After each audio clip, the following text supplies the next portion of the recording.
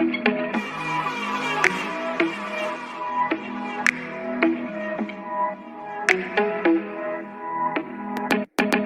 round me, catch about me, go get out me, yeah. Shawty, I'm a riding G, I'm a dying piece, I'm a ride. Hello everyone, this is Angry Flame Teacher here. Okay, right. And today I'm gonna react to now the game theory, the lost history of Minecraft's Wither.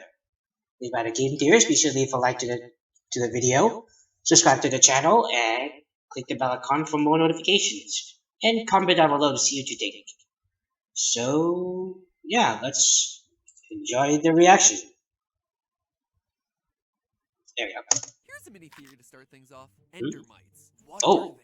They're the smallest hostile mob in the game, and they're one of the very few creatures to possess the moniker of Ender. But to me, the weirdest detail about them is that they don't get along with the Enderman. Oh. When confronted with each other, they just attack. It's a strange little detail to include since so many of the other spawns in the end aren't hostile towards one another. But now, consider this. What if Endermites are actually silverfish? The obnoxious little gray bugs that bother you up in the overworld. What if Endermites are just silverfish who went through an end portal? Or ate themselves a bunch of chorus fruit when they were out there in the end, or whatever. The proof here is actually surprisingly substantial. Cue up the checklist. Point number 1, both Endermites and silverfish are small. In fact, they're both so small that they'll suffocate to death in the sinking depths of soul sand. They're the only 2 hostile mobs where this sort of thing happens. Speaking of their size, not only are they both small, technically speaking, they're exactly the same size. According to Minecraft Gamepedia, both creatures are 0.3 blocks tall and 0.4 blocks wide. In fact, they're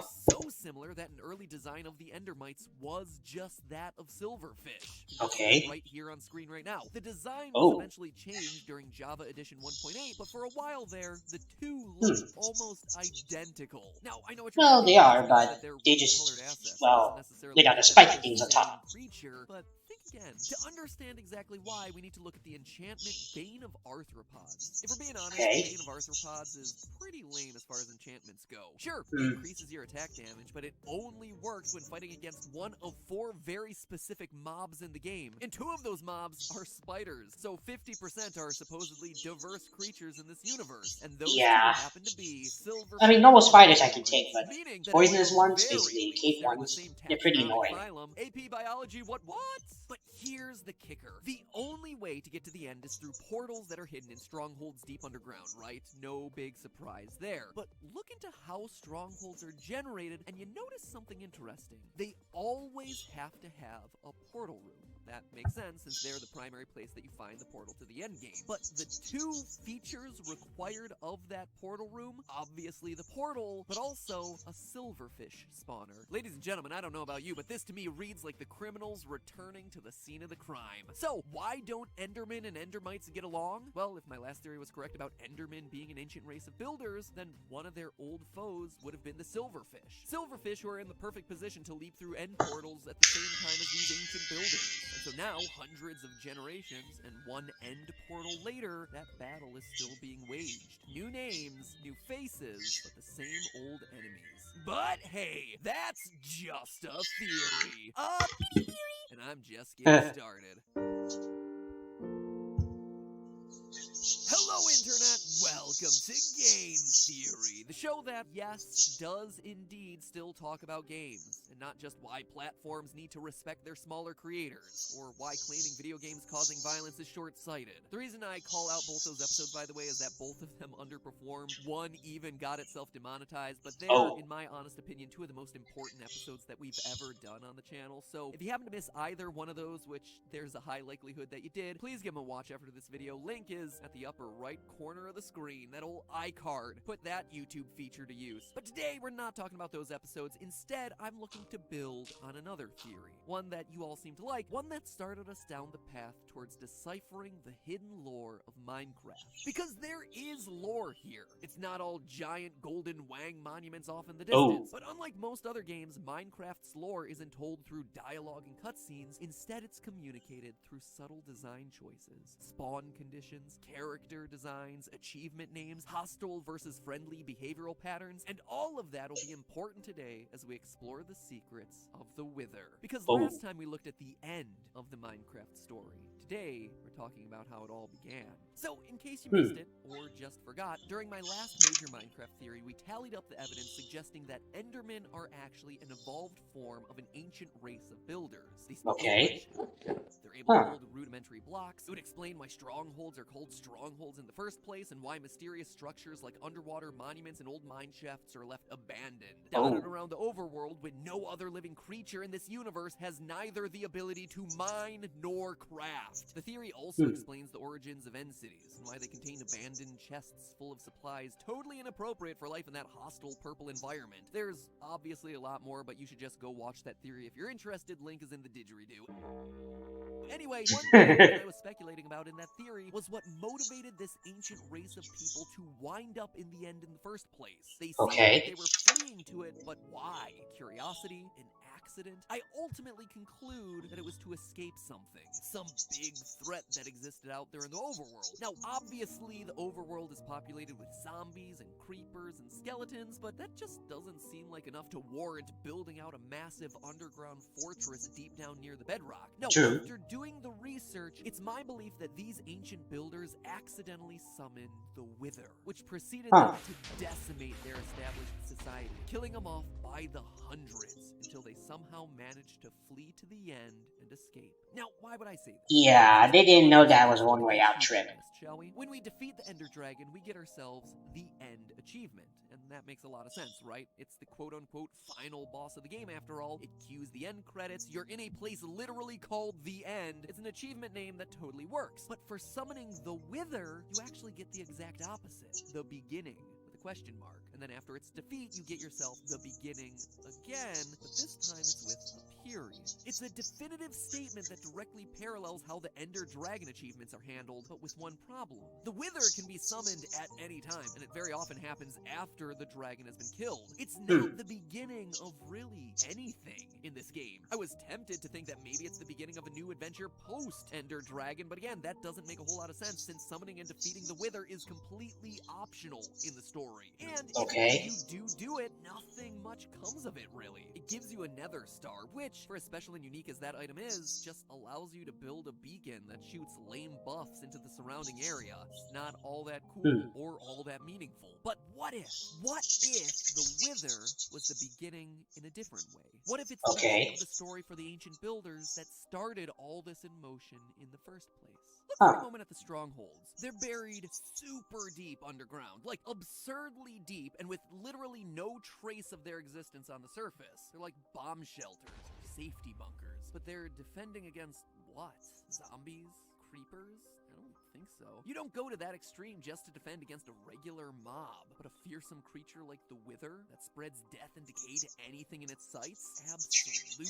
Especially since we know that the Wither flies and also destroys any block that it touches. Your best way to avoid a creature like this is going to be by digging down, far below where it can reasonably follow. Exactly what we find with the stronghold placement. In fact, it would explain why the only remaining structures from these ancient builders on the surface of the overworld are underwater monuments, underground mine shafts, and secluded desert temples.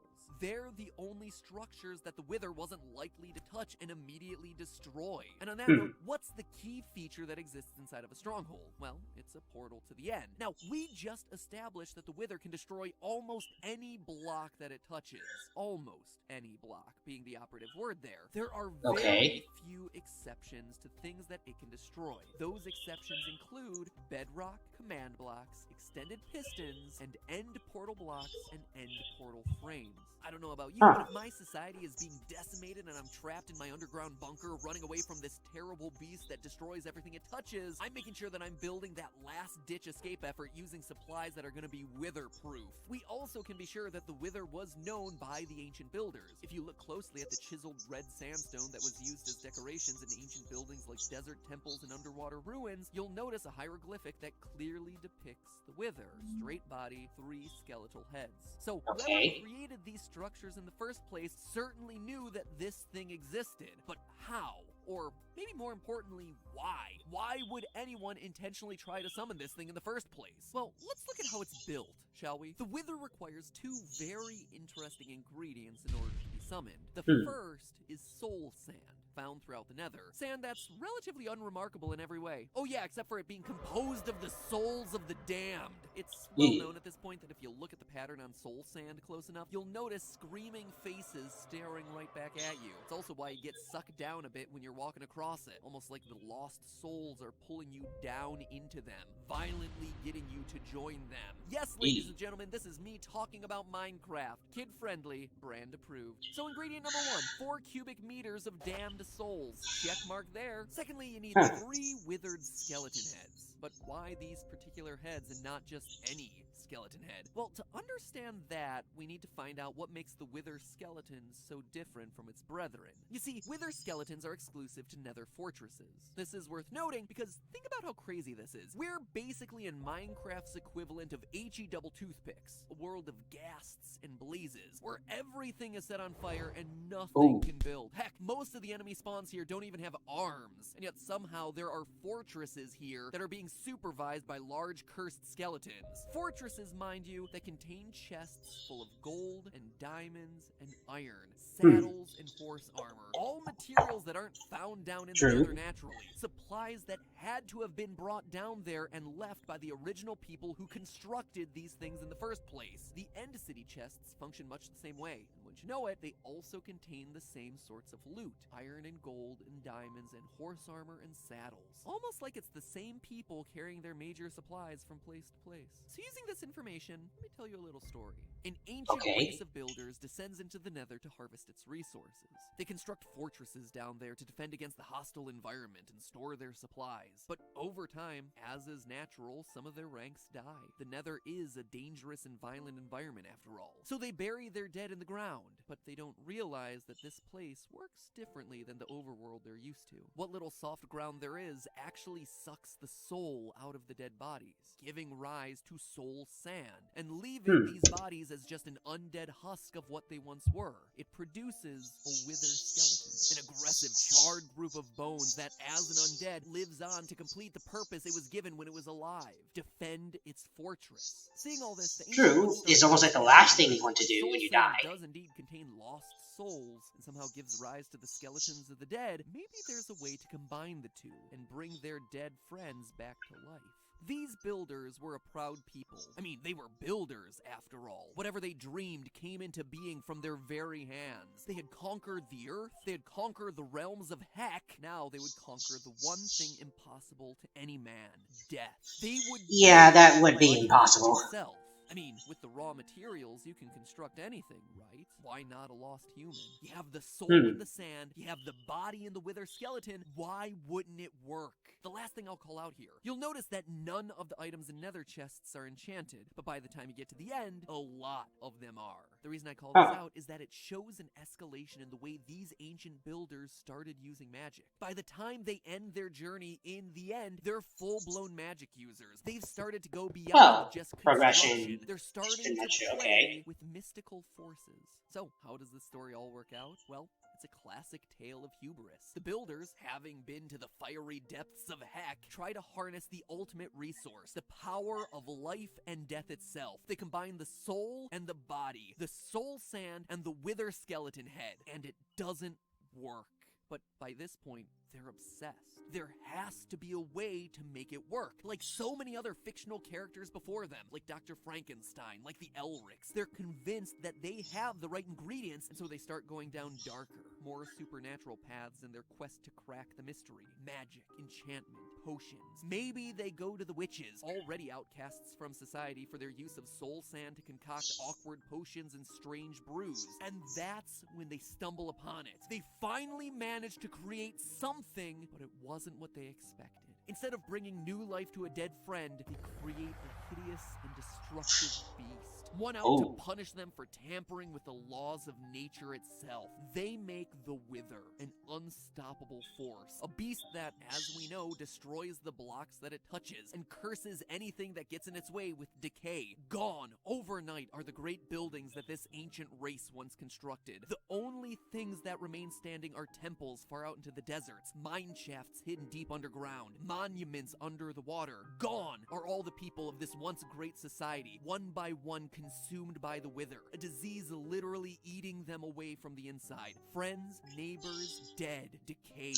or worse, brought back to life in the form of skeletons and zombies. The living undead that roam the landscape to this day. So for their own protection, the remaining ancient people hide underground, deep underground, down near the bedrock in fortified bases called strongholds, far below where the flying Wither will be able to reach, with no trace of their existence on the surface. And it's there that they plan their escape. They've hopped to different realms before using portal technology. Why not again? But this time, the portal has to be made to be Wither-proof, which is why end portal blocks are not destroyable, the you say. block type outside of bedrock immune to the Wither's attacks. And from there, we know the rest. They managed to make the portal and hop to the end, but it's a one-way trip. They don't realize that the portal won't be accessible behind them, and what awaits them on the other side is something else, something completely unexpected, something that may have even been worse, the Ender Dragon. But Well, that's just a theory. A game theory. Thanks for watching. And hey, before you disappear off into the nether, I need to tell you that this episode was made possible by our sponsor, Honey, who's doing everything they can to help us hold on to a few more of our precious emeralds. They help the channel by sponsoring us. Go to joinhoney.com/MattPat to help us out. And we help them by talking about how awesome they are by saving us a lot of money online. So basically, they help us twice over. Don't tell them that we're all getting the good end of this deal. And if you're an ancient builder who's been living deep underground in a stronghold and still don't know about Honey, well, let me tell you, it's basically the easiest way to save money online. I've had the Honey plugin on all my browsers for 2 years now, and I've saved thousands of dollars. And that's not an exaggeration. I have literally saved over $1,000 from using this little plugin. Between discounts for sales, free shipping and handling, holiday promos, all things where Honey found me the discounts online automatically without me having to do a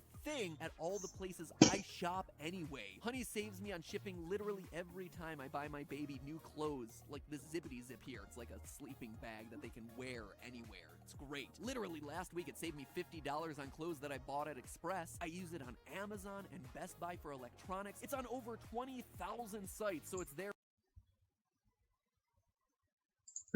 Well, anyway, so this is game theory. The lost history of Wither's Minecraft's Wither. Anyway, this video is by the Game Theorists. Be sure to leave a like to their video, subscribe to their channel, and click the bell icon for more notifications. And comment down below to see what you think. Oh, and you better check out the previous 2 episodes. Basically, the one who was connected to the Enderman. So I'll leave that to the link down below and the card up top. So, oh, and by the way, also check out my channel for more of my videos. So, oh, and be sure to leave a like to my video, subscribe to my channel, and click the bell icon for more notifications. So, bye.